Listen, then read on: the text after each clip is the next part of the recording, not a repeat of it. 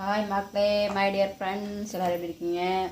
வாங்க இன்றைக்கி ஒரு சின்ன சமையல் பார்த்துடலாம். என்ன அப்படின்னு பார்த்தீங்கன்னா லன்ச்சுக்கு தான். ஓகே, சிக்கன் கிரேவி இருக்கிறதுனால வெறும் சாதம் மட்டும் வைக்க வேண்டாம், ஜீரா ரைஸ் வைக்கலாம் அப்படின்ட்டு முடிவு பண்ணியிருக்கேன். அதனால் ஜீரா ரைஸ் எப்படி செய்யலான்னு பார்க்கலாம் வாங்க.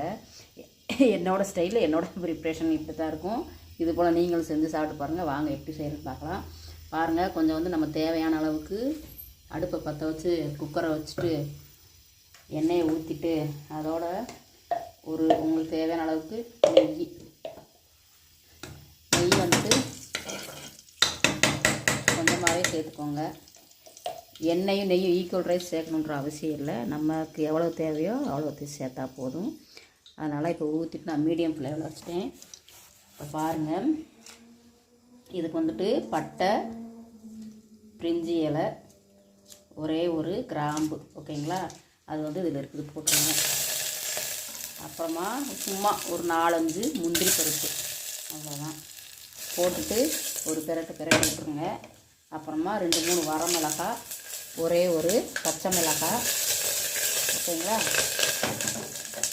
கொஞ்சோண்டு கொத்தமல்லி தழை, ஓகேங்களா. அப்புறமா வந்து நம்ம ரைஸை போட்டுக்கலாம். அதிலே ரைஸை போட்டு வதக்கிட்டோம் அப்படின்னா கொஞ்சம் டேஸ்ட்டாக இருக்கும்.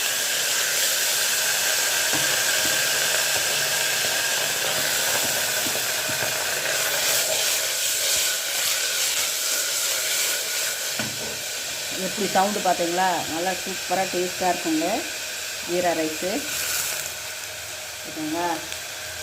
இப்போ அது வதங்குறதோட ஒரு 1/4 டீஸ்பூனுக்கு ஜீரகம் சேர்த்துக்கலாம். ஜீரகம் சேர்த்துட்டு அதையும் அந்த ரைஸோட நல்லா வதக்கி விட்டோம்னு வச்சுக்கோங்களேன், சூப்பராக பொரிஞ்சு வரும்.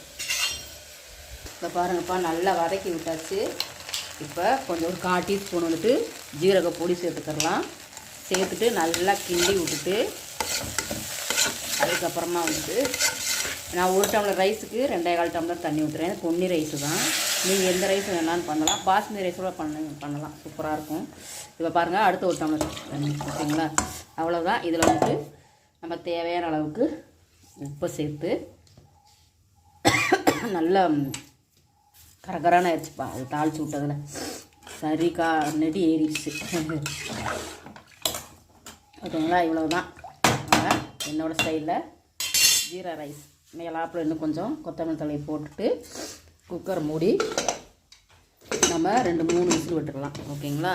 நான் வந்துட்டு ஒரு 1/4 மணி நேரம் கிட்ட அரிசி ஊற வச்சுருந்தேன். இது போல் செஞ்சு சாப்பிட்டு பாருங்கள் சிக்கன் குழம்புக்கு. பாய்ங்க.